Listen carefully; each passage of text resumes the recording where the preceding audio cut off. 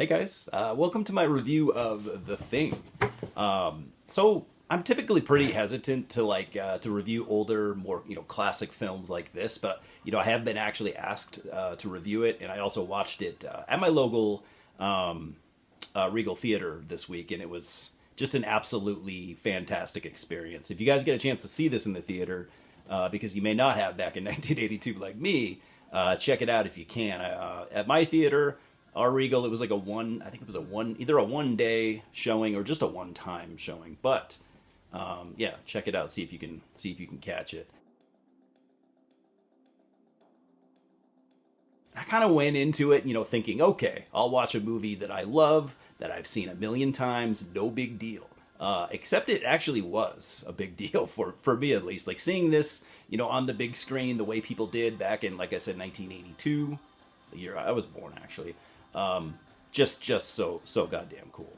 It's my favorite John Carpenter film for sure, and just one of my favorite films in general, I would say. Richard Stanley, director, actually once called it the most Lovecraftian movie of all time, and I'm also a massive H.P. Lovecraft fan. See my thing on the doorstep shirt, pretty cool. But yeah, big fan.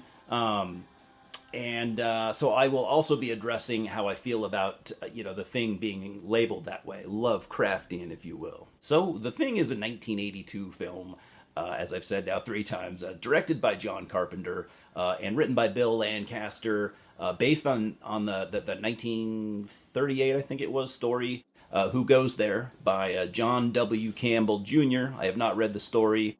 Oddly enough, but I'd actually love to. It stars Kurt Russell, Wilford Brimley, Keith David, Richard Masur, T.K. Carter, David Clement, Richard Dysart, Charles Hallahan, Peter Maloney, Donald Moffat, Joel Paulus, and Thomas G. Waits. We also have some uncredited performances from Adrienne Barbeau, John Carpenter himself, Bill Lancaster, Dick Warlock, and Jed the dog.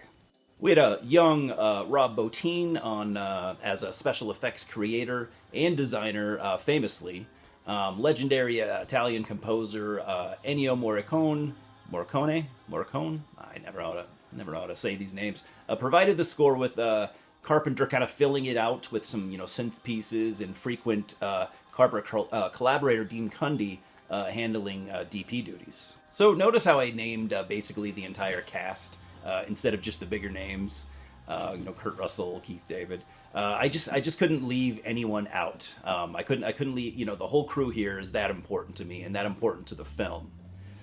So the plot follows a research crew stationed in Antarctica while a shape-shifting alien has been awakened from its hibernation. The film starts off with some sort of unknown spaceship flying towards Earth, not unlike many 70s and 80s sci-fi movies. Predator would be a good example, but there's probably hundreds of others. Where this spaceship came from or who's flying it, remains a mystery, as it should. Part of me would actually prefer that we didn't see this scene because it does look kind of generic. And I think the less we know here, the better, in my opinion. And next you see a Norwegian helicopter chasing a dog through Antarctica. Not far from their research station, and one of the men is desperately trying to shoot the dog. You have zero idea at this point who these men are and why it's so important that this random dog is killed. And I just miss this era of filmmaking. Nothing here is like super spoon-fed to you. You just figure things out as you go. So the dog is chased to a nearby American research center of the same type, or at least I assume. And these Norwegians are almost like manic. They don't speak any English, it seems. But in a panic, they end up blowing up their own helicopter by accident, killing one of the men, while the other is shot dead by one of the Americans in self-defense. So at this point, it's like, what the hell is going on? Like, why did they want this dog dead so badly? With the Americans in shock from the suddenness of this all, it's a pretty crazy scene. Dr. Copper, played by Richard Dysart, and helicopter pilot R.J. McCready, played by, of course, our boy Kurt Russell, fly over to the Norwegian camp to check up on them, see what's going on over there, only to find it in complete ruins with no survivors at all. The only thing they did really find was this kind of like strange, grotesque, burnt corpse of like a humanoid-looking creature, much to their sheer horror, of course. So you get the idea that they might be looking at something never before seen by mankind. I would assume, at least not on Earth. And this is the first time really that you're introduced in this movie, anyways, introduced to Rob Bottin's amazing practical effects. The first of many, unique creatures that you'll be seeing. And, it's just not like anything you've ever seen before. None of them are. And this is a huge part of what makes this movie just so special. For me, at least. And it's what sets it apart from really all the others. So luckily, the research team has several doctors, in the crew. They do an autopsy on the creature, and they decide that it can likely take the form of anything that it has ever came in contact with, or at least something that it's come in contact with recently. Already being, stuck out in Antarctica and, having lost all radio contact, this turns into a really tense, claustrophobic, and just paranoid nightmare. But a fun one, at least. A trip well worth taking. Never gets old. But so anyway, so now it turns into a situation where any one of any of the crew may no longer be who they say that they are. As the viewer, it becomes a game of like, which of these characters can I trust? Is one of them an alien? I don't know. And if one of them is, what do you do? What do you do about that?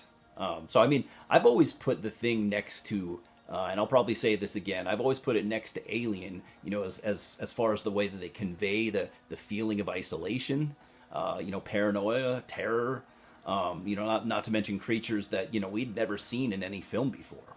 And I always wondered, like, where Rob Bottin, got ideas for these creatures. And all I know is that, he said in interviews before that he took inspiration from, like, childhood nightmares. Poor guy.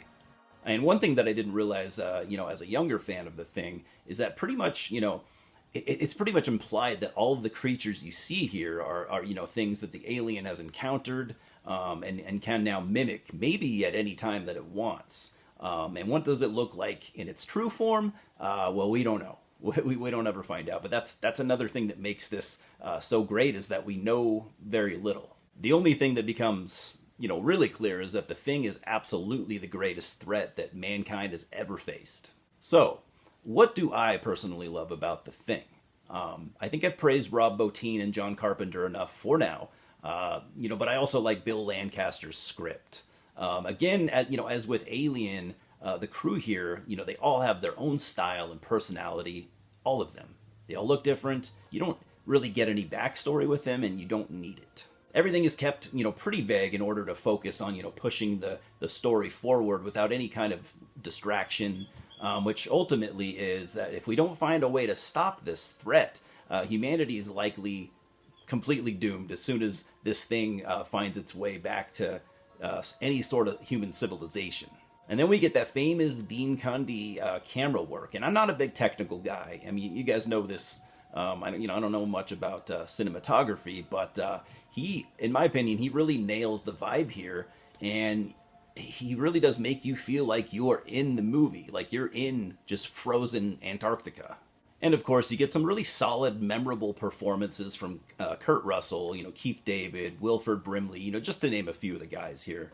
And at an hour and 49 minutes, I find the runtime to be pretty much perfect. It didn't really need to be any longer, and it didn't really need to be any shorter either. There are scenes that definitely take their time to play out in a sort of 70s style that I actually appreciate. There's plenty of gore, but the atmosphere is always the focal point, I think. Just pure apocalyptic dread that, fortunately, these actors were able to convey. At the time, back in 1982, from what I've read at least, some people thought that the Thing was too nihilistic, too dark, especially for things that were going on at the time.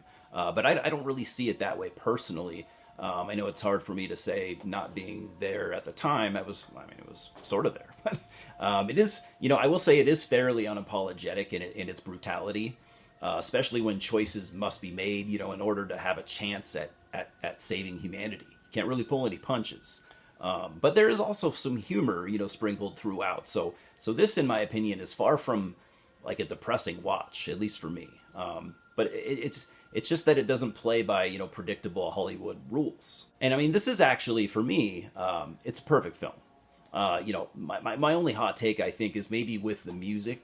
You know, I am a fan of Ennio Morricone. Morricone. Oh my God, I can't believe I did that twice. But he does deliver like a solid cinematic score. But for me, I actually prefer the parts where it's just John Carpenter's kind of like minimalist synth work.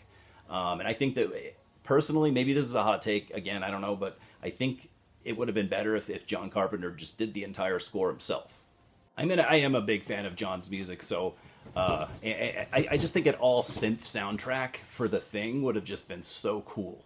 And last, I'll also address whether or not I think The Thing falls under the Lovecraftian banner, because let's be clear, it's not a genre like unto itself. Sorry, my dog is playing with his toy in the background. But anyways, I think the Lovecraftian kind of, if we want to call it a genre or whatever, I think it's basically split into two categories. The first being the films that are actual like adaptations of H.P. Lovecraft's stories, or like at least, you know, borrow heavily from the source material. You know, like The Call of Cthulhu, Color Out of Space, stuff like that. And the other category would basically just be films like The Thing, you know, which is in no way related to any of Lovecraft's stories, but do take, you know, clear inspiration. The story I mentioned earlier, in which The Thing is based on, actually,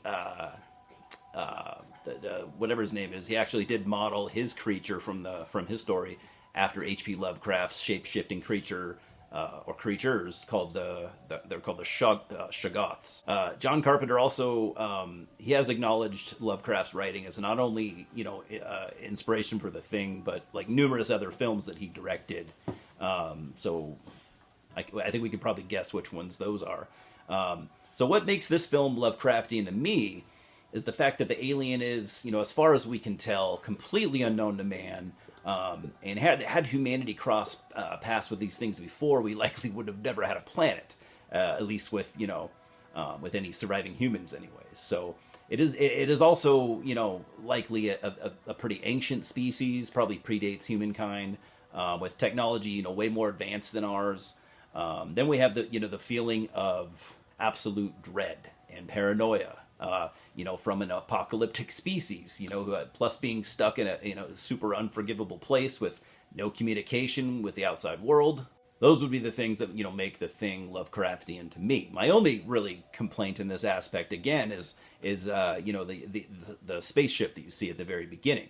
I mean, I get it, like this was strictly for the audience. It did help to see it and kind of understand, you know, the source of all this, but I probably would have removed that scene personally. Again, the less we know here, the better. So the Thing, yeah, it does get the Lovecraftian tag for me, and I consider it just an absolute masterpiece of sci-fi horror. You know, challenged only by Alien just a handful of years before. So despite having two very, very minor things that I maybe would have changed, The Thing still gets an absolute 10 out of 10 for me. 10 out of 10 all day. Cheers, guys, and I'll see you at the multiplex.